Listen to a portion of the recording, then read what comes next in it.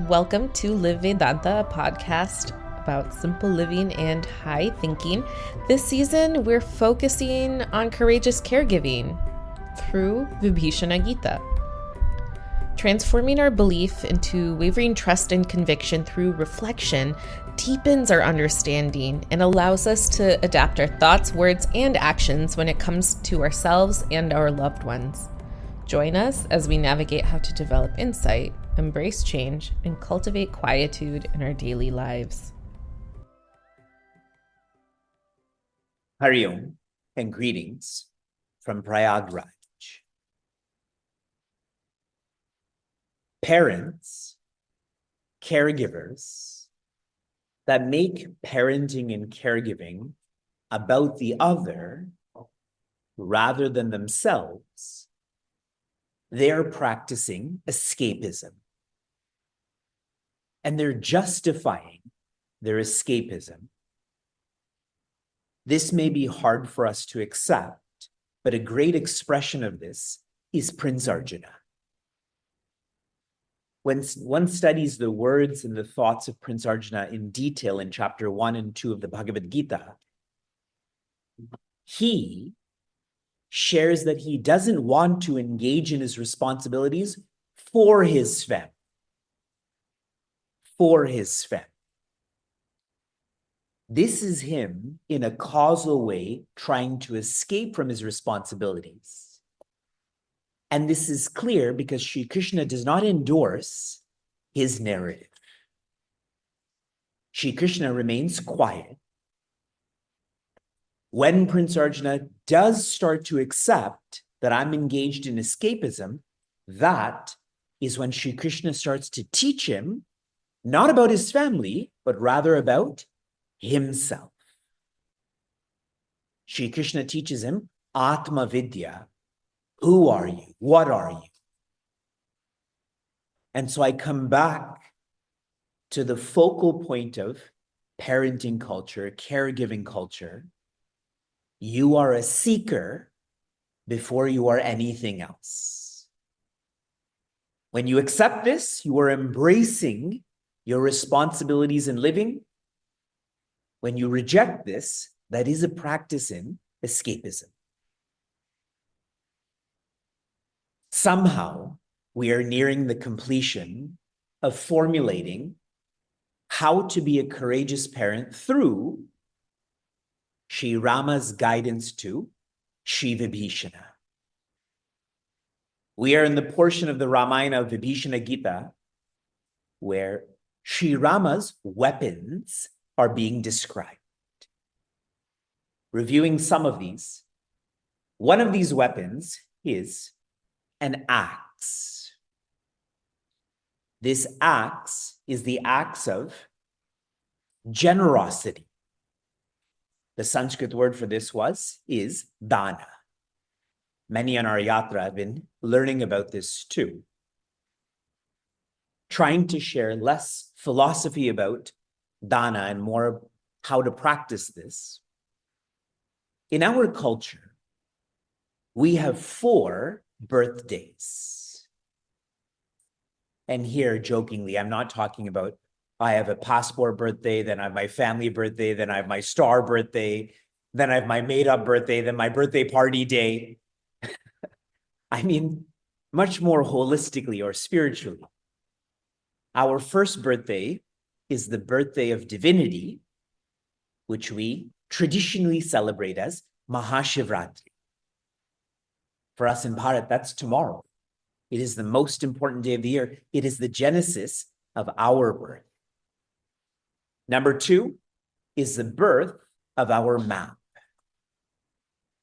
Traditionally, that is Gita Jayanti, which tends to come in December.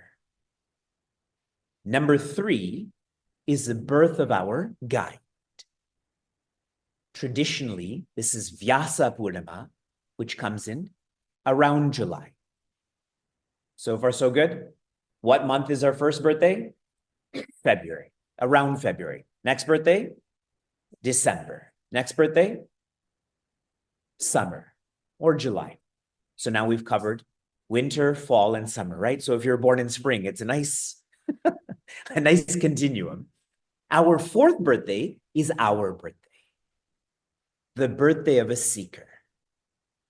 Now, on these 4 days particularly, there are days for us to remember all that we have been given.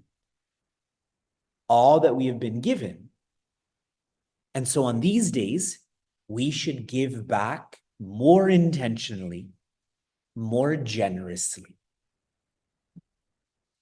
When I was growing up and I used to watch Bollywood movies, and it was someone's birthday in that movie, it was very different than how I celebrated my birthday in Canada. On my birthday, I had a huge list of who should come, what we should eat, and what I want particularly. Whether people come and eat is irrelevant, but these are the things that I want. But in the movies, it was always about one treating their family, treating their friends. Because on our actual birthday, we didn't do anything. We are essentially a burden to the medical system and to our family system. And that's why on these days, we remember what we have been given. We don't get more, but rather we give back. Try in your families, in your caregiving circles, to make this a tradition that on each of these days, you will engage in a reflection to remember how bhagya you are, and then to reciprocate. The next part of Sri Rama's chariot on how we can be courageous is a Shakti.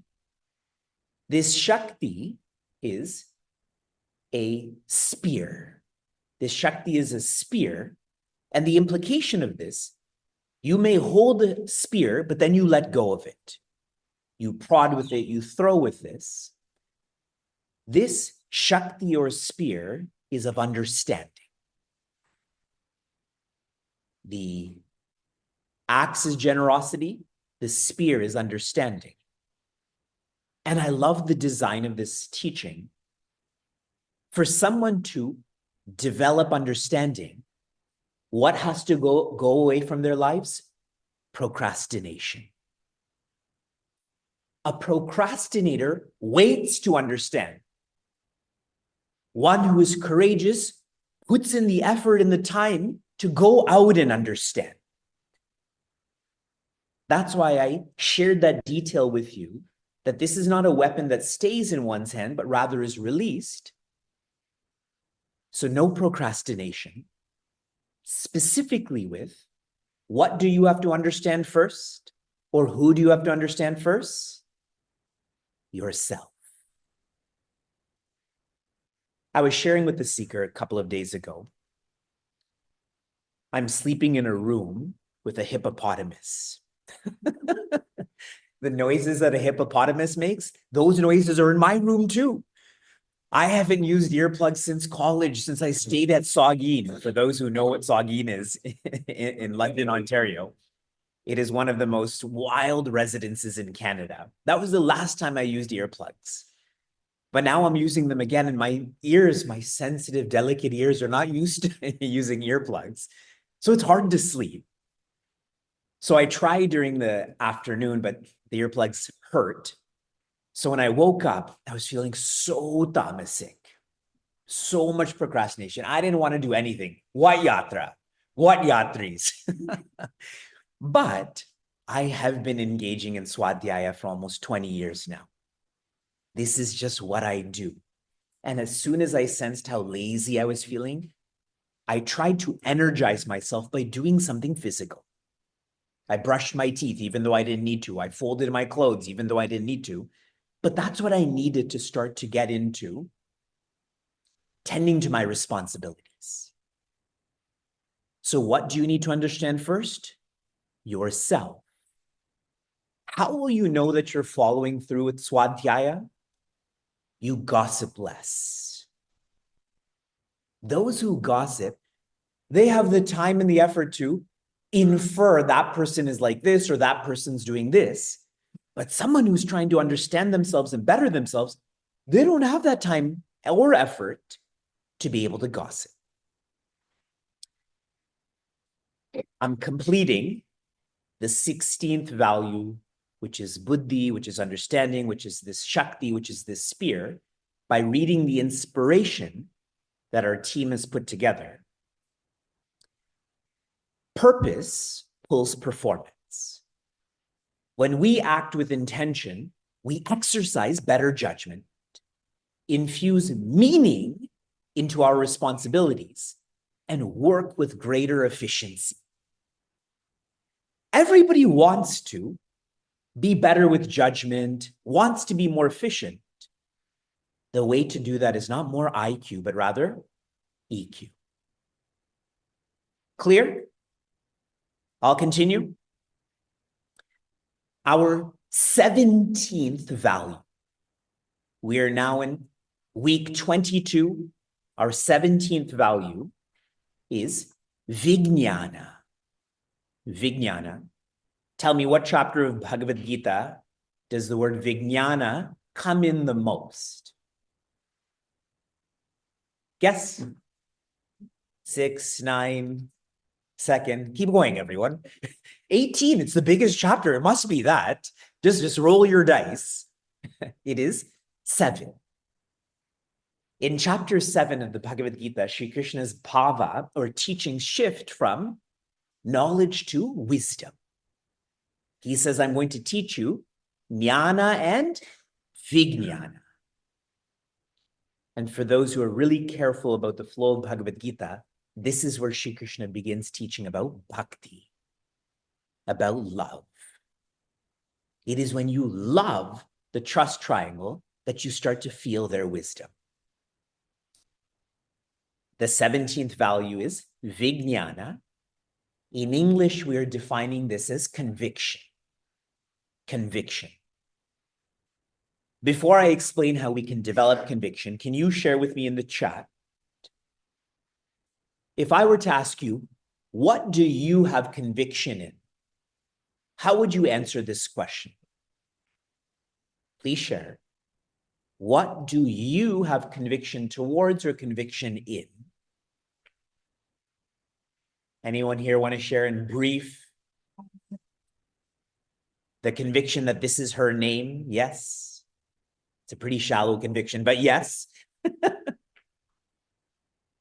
My duty to help others, that I exist, that I am happiness. Yes, yes, yes. Okay. We do have conviction in our name that we exist. Whether we're happiness, I'm still questioning that. But I shall share how we can have the conviction that I am happiness. Here's step 1. In Sanskrit, it is called shravana. What this starts to feel like is belief. If you've never listened to Vibhishana Gita, then you won't believe in it. But when you start to listen to it, some belief is developed. How many of you have felt this? Especially if you have never referenced Vibhishana Gita. For those in our self-development essentials class or course, this was called clarity. Clarity. Now, what's the next practice? Deeper than shravana is manana. And deeper than belief is faith. Faith. It is only when we reflect on what we have believed in, we reflect on what we are clear about, that we develop the faith or conviction. Conviction. I have found in the almost 20 years that I've been teaching, if I can create a pyramid of percentages, I would share 80% of seekers engage in shravana, 15% engage in manana. That would be 1 in 5. And 5% engage in nididhyasana. That's 1 in 20. So as we look around in the numbers in parenting culture, that's a small number of seekers. We believe in a lot. But to have conviction is just different. And one sign of conviction is context doesn't matter. For someone who has conviction for their good health, it doesn't matter if they travel or not, correct? Now, there's more to this. After manana comes nididhyasana. After faith, tell me what's even deeper than this? Trust. That's right, trust. And in our self-development course, self-development essentials course, we describe this as confidence. If I trust a certain product, like at one point, I was very trusting to Southwest Airlines at one point. And so I'm cost insensitive then, right? That's the right term. I like Southwest. They're going to get me where I want to go. I can bring all the bags I want, stuff like that. Yes. See, with trust, you don't look back then. This is why it's called the trust triangle. You don't just keep flirting with YouTube videos and that person's beard's longer. That person has more ash. She definitely must know more than the other person who's clean. Nididhyasana or practice helps one to develop trust, confidence. So we are zooming into the middle part of this. Through manana, we nurture faith or conviction. And the truth about this, the only way that we can evolve from belief to faith to trust is the previous value. What was the previous value? Understanding. Whatever you don't understand, you have less faith in, correct? A couple of evenings ago, I was invited to the Prayagraj Senior Citizens Council. And they had asked me to speak on simple living, high thinking. How many of you have traveled to the southern part of India before, by show of hands? What language do they speak in South India? Lots. They speak lots. They speak Kannada and Telugu and so on. What language do they speak in central India, specifically Mumbai? English. They speak trying to be cool English. Yes, like chiller party. What language do they speak in the north? Hindi.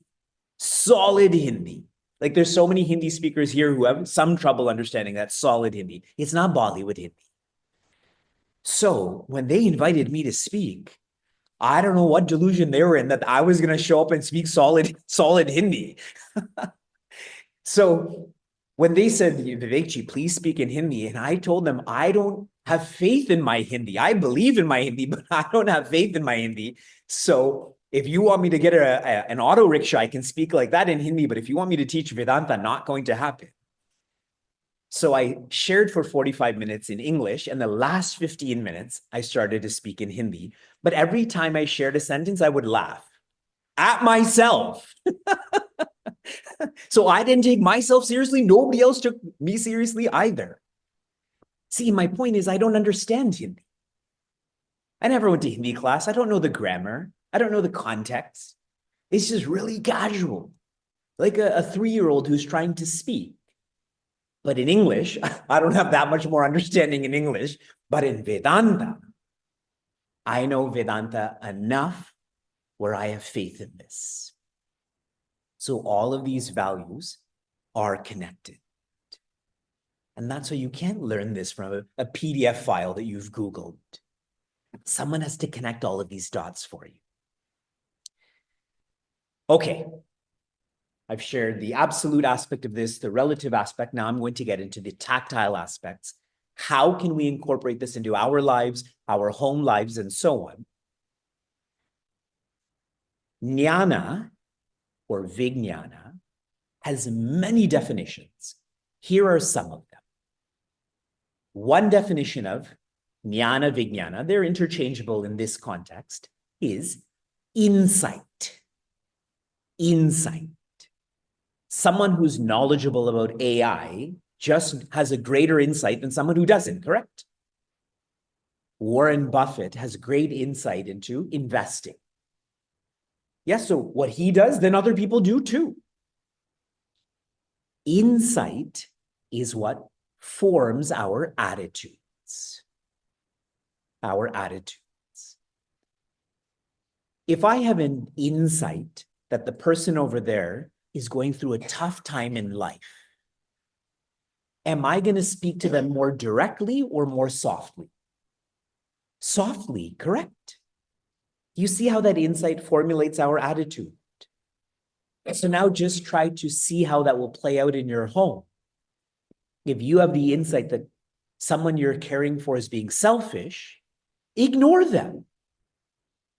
If you have the insight that someone in your home is struggling, pay attention to them then. So Vijnana means insight. I'm coming down. Another definition of Vijnana is that which causes change. That which causes change. When I was with Pujaswami Tejomayananda, there was just a few people in the room. And there were some people perhaps who didn't know so much about Vedanta, and they were asking pretty crude questions, crude in the context of Vedanta. And then he kind of looked at me and spoke in a light way, and he said, the jnana vilakshana, the primary sign of jnana or vijnana is parivartana. It means you've changed. You've changed how you think, how you speak, how you act. So this is a sign for us that if we're not changing, then jnana and vijnana is not coming into our personality. And please note, this change is not like changing your clothes. Yesterday, many of us went to the Triveni Sangam. I hope you're sort of casually following along with Vivek's adventures. I'm posting this on my Facebook wall, my account, whatever it's called. So I'm wearing clothes, then I go in the river, then I come out of the river and I change clothes, and it all can happen rapidly. But now tell me, change your level of patience. Do it. Go change your level of patience. Do it now. It's not like that. There has to be incremental change. And in the world, that's called your PB, which means perpetual betterment leads to your personal best. Your personal best in 2025 should be less than your personal best in 2026. But your personal best is only if you engage in betterment perpetually. Perpetual betterment. Okay? One of the biggest challenges that parents face is guilt. I didn't give my child enough time, or I gave my child too much time. I spoke like this to my child, or I didn't speak like this to my child. I cared for my aging parents in the right way or the wrong way, whatever it may be. It happened. It was supposed to happen like that. But now, the way to grow out of that guilt is Vijnana, the catalyst for change. How?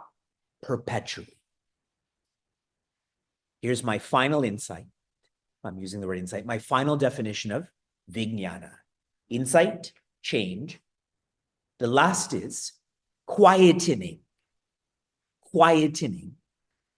In our maps, jnana is described as that which causes the senses to become quieter. The senses become quieter.